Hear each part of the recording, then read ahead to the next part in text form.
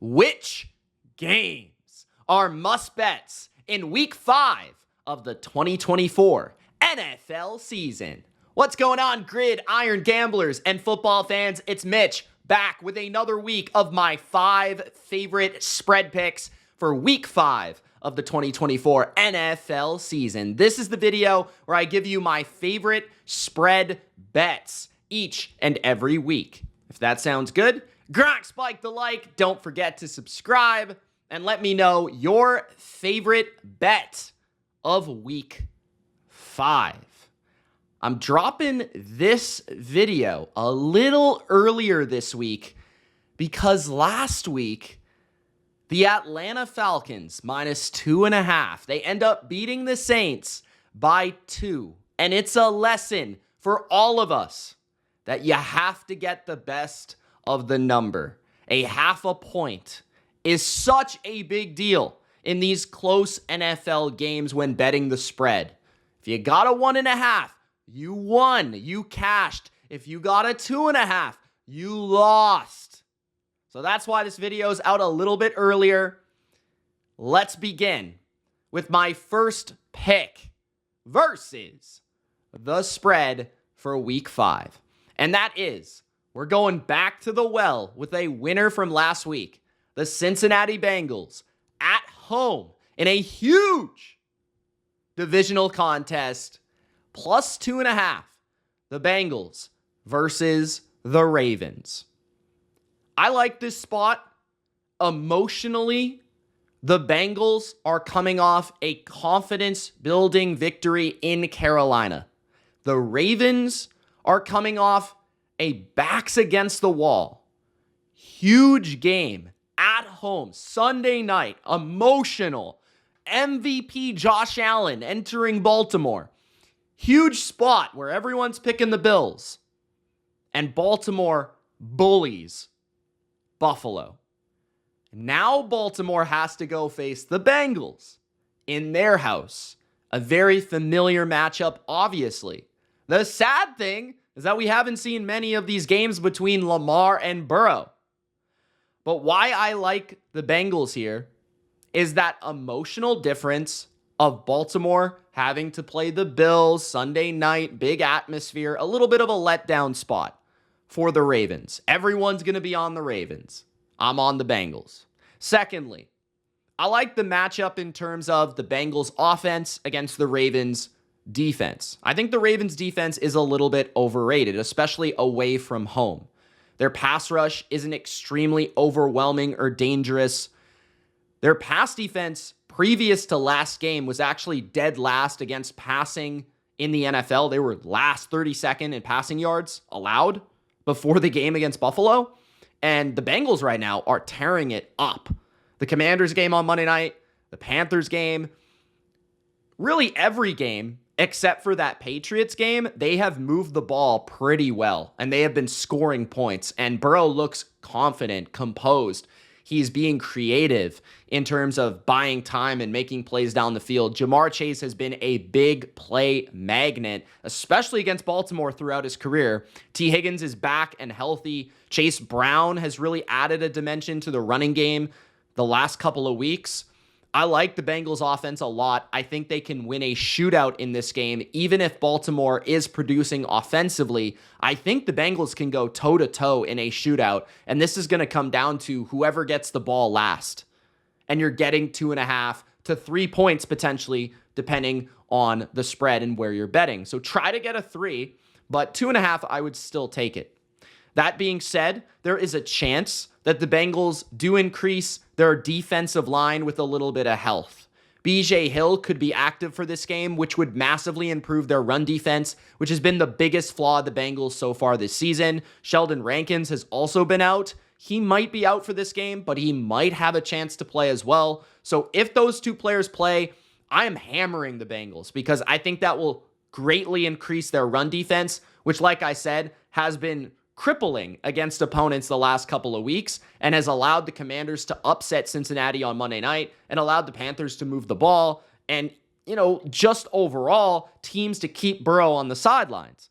So that main strength of the Ravens being that they can run the ball with Derrick Henry, although the Bengals have actually had Derrick Henry's number back in Tennessee, so they might have a good plan under Big Lou for this situation and this game and this opponent in particular. So keep that in mind. But if they get their big guys in the middle, that will drastically impact this game and drastically help them. Also, on top of that, I feel that this is Bengals-Ravens in Cincinnati. Bengals have a chance to create and make a statement in the division.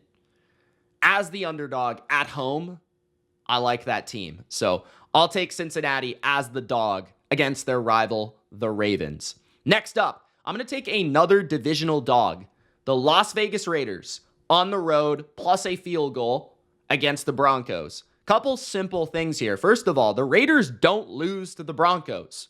Sean Payton or no Sean Payton, it doesn't matter. 8 games in a row, the Raiders have beat the Broncos. 8 games in a row. That's 4 full seasons of double headers, 2 games a year, right? The Raiders have swept the Broncos. Different quarterbacks, different coaches, all of it. Something about this logo matchup. And we've seen that come true this season. Logo matchups are a thing in the NFL. On top of that, the right tackle of the Broncos, being that Mike McGlinchey is out for the season, out long-term for this team. The backup, Alex Palzewski versus Max Crosby, if he's back in this game, is one of the biggest mismatches of the weekend. Now, I would definitely keep an eye out on the Raiders' injury report. They do have their right guard and right tackle banged up. One of their linebackers, Diablo, banged up. Max Crosby, Devontae Adams situation. Those things you have to pay attention to. But I would say, just as a flat-out statement, if the Raiders have Max Crosby, I'm taking the points with the Raiders. I don't really care that much about Adams. I think Tucker is playing well. Myers, Bowers can pick up the slack. I thought the Raiders ran the ball better last week against Cleveland. And the defense is very well coached. I don't think the Broncos offense is very good at all. In fact, I thought the Broncos were extremely lucky to beat the Jets. And typically when a team is extremely lucky to beat a team the week before, and they come back and they play a team as a favorite, they're likely to lose. 186 total yards against the Jets, only 60 yards passing from their rookie quarterback, Bo Nix. I'm not too worried about the Raiders' defense here. That is a very well-coached unit. I like the Raiders. I like Gardner Minshew. I think he's the better quarterback in this game. I like the matchup historically. I like that Max Crosby individual matchup. I think Brock Bowers can make some plays here. And I feel the Raiders will be the team to get to 3-2. Broncos have won 2 games in a row. They're not winning 3 games in a row, guys. I'll take the Raiders +3, but also I think the Raiders will win. My third best bet for week 5 is the Seattle Seahawks -6 at home versus the Giants. Seattle really impressed me despite the loss in Detroit, especially when it comes to Geno Smith. I think Geno Smith right now is the most underrated quarterback in the NFL, and I think Seattle's passing game is the most underrated passing game in the NFL. Tyler Lockett, DK Metcalf, JSN, even Noah Fant, Kenneth Walker, Zach Charbonnet out of the backfield, they'll pick apart the Giants secondary, especially at home. It's better that they're not on the road because the offensive line effects don't have as great of an exaggeration here.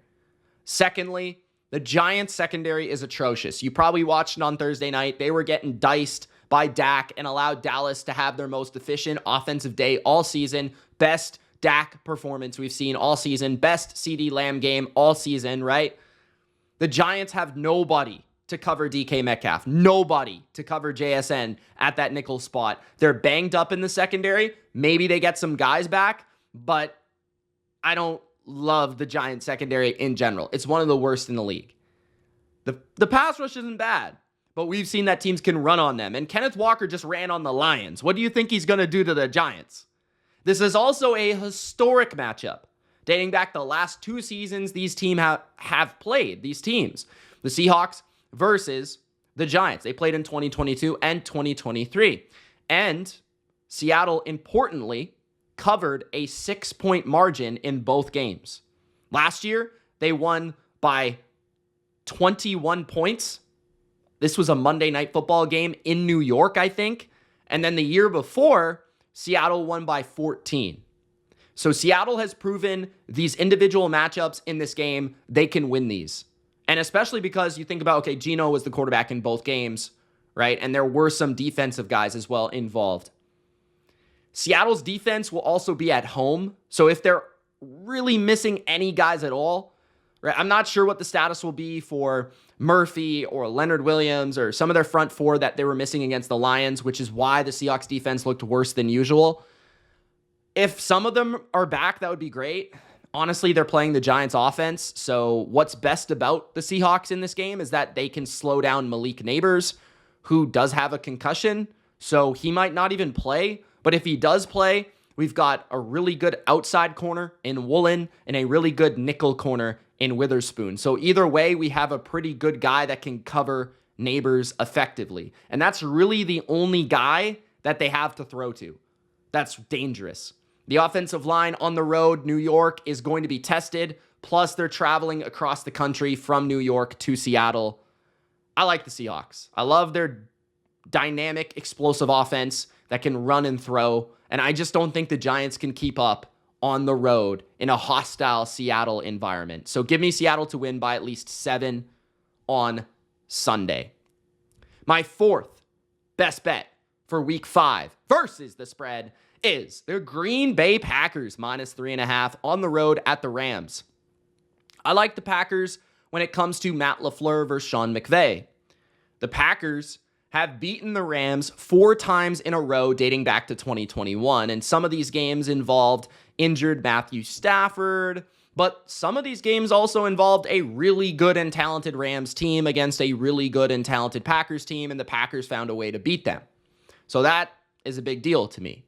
On top of that, I just simply don't see at a fundamental level the Packers starting the season 0-3 with Jordan Love playing quarterback. I think what we saw in the second half was they built momentum against a very good defense in Minnesota. I think that will carry over against a very bad defense in LA. And I would argue that this is the worst defense the Packers have played all year. The Rams are 31st in points allowed. I was going to say pass yards. No, they're 31st in points allowed, and they're 31st in yards allowed. Yeah. And I think the Rams are being a little bit overrated because they went toe-to-toe with the Lions to overtime, and they beat the Niners in an absolute fluke comeback. That shouldn't have happened. But they just dropped a game to a pathetic Bears offense in Chicago, and they lost devastating fashion to the Cardinals. They still have offensive line injuries. They still have receiver injuries. Maybe Cooper Kupp comes back. Who knows? But I don't know. Will he? Who cares? Anyways, Jair Alexander could come back for the Packers. And I think first and foremost, the Packers will just run the ball on the Rams and dictate the game. Because the Rams are bad against the run. They're 32nd in rush yards allowed and 27th in yards per attempt allowed. Josh Jacobs should have a field day here, and that should open up Jordan Love to have explosive passes against a very suspect Rams secondary. So I like the Packers. I think they're the much better team. I have the Packers in my top 7 teams in the NFL. I have the Rams at about 23 or 22. So that's a big discrepancy. That's more than 3.5 points when you include that this home field of the Rams is extremely overrated. Like, there's going to be a lot of Packers fans there. So I like Green Bay -3 and the hook. Don't be scared of the hook here. And my 5th best bet, we have 6 in this video, by the way. I'm going to give a bonus. That's not really a bonus, but I'm going to put a little bit of an asterisk next to the last bet. The Buffalo Bills -1 is an official top 5 play at Houston. I think Buffalo is the better team right now. They're playing better football. But I love the Bills in a bounce back versus Houston. When you think about human nature, as Michael Jackson once said, bounce back for the Bills after getting kind of humiliated against the Ravens, kind of embarrassed against Baltimore, in a big spot. They didn't show up to the level that they wanted on offense or especially on defense. But you're thinking about Houston, that won a really close game against a bad 0-4 Jaguar team, and they barely won. So in the mindset of both, you've got a team that just got embarrassed, that needs to be on their P's and Q's and is going to come out with energy and passion, even on the road. And you have another team that they're feeling pretty good. They're 3-1, but they just won. Yeah, they got them some things to work on, but it's not the same sense of urgency because they haven't gotten that wake-up call, right? They did get wrecked against the Vikings, the only real comp they've had all season. They've beaten the Bears, they've beaten the Colts with Anthony Richardson, and they beat the Jags. Like 3 teams that are not very good, and they got walloped by the Vikings. Now, this one is in Houston, but can you really imagine Josh Allen dropping 2 games in a row? This Bills team dropping 2 games in a row? I think the Texans are in need of a wake-up call, and I think Josh Allen will provide it. What I also like about this game is the Texans have been very sloppy. I don't think you can beat a good Buffalo Bills team, a well-coached Buffalo Bills team, when you take so many penalties, 10-plus penalties a game.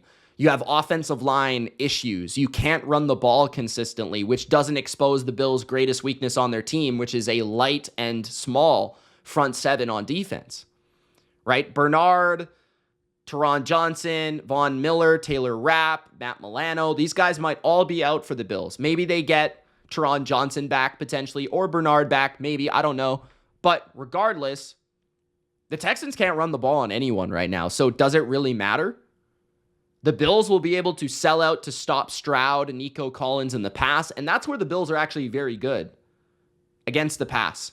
Rasul Douglas, Christian Benford, one of the best corner duos in football, can go toe-to-toe with Collins and with Stephon Diggs, the former Buffalo Bill. And this could also be a bit of a dramatic situation for the Texans. They're going to have to deal with a very emotional Stephon Diggs in this game, which I don't know if is a good thing. If they struggle early, that's not going to be a good thing. If he's seeing Josh Allen put up touchdowns on the other side with Khalil Shakir, he's not going to be very happy, right? So I think that the Bills have been the better team so far. They're coming off of a bad loss where their true weakness was exposed that the Texans can't expose. Plus, Buffalo wasn't able to run the ball the same way that they would like in that game against the Ravens. They now play a Texans team that's 25th in yards per attempt on run defense. The Texans are also dealing with some injuries. Laramie Tunsil at left tackle could be a massive one. He left the game last week with an ankle injury. Tank Dell is injured. Joe Mixon is banged up. And Jimmy Ward is also injured in the secondary of the Texans, which should give Josh Allen some big plays. I also don't love the Texans in general in the secondary, and I feel like Allen could pick on some of those matchups. So I think the Bills -1 is the play. I want to see the Texans beat a good team and look together. They look very disjointed, and they look very just flawed in terms of they're making too many childish mistakes. So the Bills won't. Bills -1. My 6th and final best bet for this video is the Saints +5 on Monday night. And I included this last because it's the Monday night game. The reason this is kind of the 6th and final and bonus bet is because of all the injuries, and you need to check the injury report for the Saints. A lot of people are talking about Rashee Rice, as they should. I think the Chiefs will come out slow without Rashee Rice on offense. Their offense wasn't very good with Rashee Rice. I don't think it's going to be any good without Rashee Rice. I think the mythical figure that is Patrick Mahomes and Travis Kelce and these guys are distracting people from the fact that Patrick Mahomes has not played well this year. Travis Kelce is washed, and the Chiefs' offense is not very good. Now, that being said, I would not necessarily have confidence betting this unless I know that Demario Davis is playing, Tyrann Mathieu is playing, maybe Cesar Ruiz is back. But ideally, that defense of the Saints being as healthy as possible, because that's the way that the Saints can hang in this game and cover the spread. The Saints have a legitimately good defense, and I think they could provide similar issues to the Chiefs as the Chargers did in a 17-10 game that the Chiefs had to play on the road. The Chargers didn't have Joey Bosa or Derwin James, and they still hung in there with a lackluster talent in the secondary, right? The Saints are the opposite. They have phenomenal secondary players, great corners in Marshawn Lattimore and Paulson Adebo, who I think can lock up the Chiefs receivers. It's going to be very hard for them to separate. On top of that, Carl Granderson should have a huge game here against the undermanned tackle position of the Chiefs. And I think that the Chiefs will struggle to run the ball a ton on the Saints. The Saints aren't a great run defense, but the Chiefs can't really run the ball all that well. A lot of this is going to come down to Mahomes having to connect with receivers that he doesn't have a lot of rapport with, and he's going to be forcing the ball to Kelsey, which if Tyrann Mathieu is playing, that should definitely help slow him down. So I like the Saints defense here a lot to keep this one real interesting. On the other side, the Saints are an explosive offense. Rashid Shaheed, Chris Olave are fast, and they're explosive, and they're difficult to cover in man coverage. If the Chiefs decide to play a lot of man, I think they're going to be in trouble on a couple plays in this game. If they decide to play zone, I think Carr is smart enough to manufacture some offense in this game, especially to Alvin Kamara, who's been phenomenal this year and should be playing. So I look at this matchup, and I just think every game the Chiefs have played so far has been a one-score game. Some closer than others. They probably should have lost a couple games already this year. Their luck might be running out, and I do think it's going to take some time for them to adjust without Rashee Rice. Plus, the Saints are coming off of back-to-back losses in which the public is probably falling off the perception of New Orleans after their first two wins were blowouts and impressive victories over Dallas and Carolina. But people might not check the box score and think that the Saints lost to the Falcons because of two defensive touchdowns by Atlanta. One was actually a muffed punt, and another was a tipped interception. So neither were exactly the most talented plays by the Falcons, more so unlucky nature by the Saints. So I think the Saints can maybe even win this game outright, but I expect this to be like a 4-point game. So I think getting 5 here or 4.5 is money, and I like the Saints on Monday night, assuming a little bit of health for New Orleans. Thanks, guys, for watching. Gronk spiked the like. Don't forget to subscribe and comment your opinion on your favorite spread of the week. It's Mitch. Check out Patreon for all my bets each and every week on the Bottom Line View. Peace.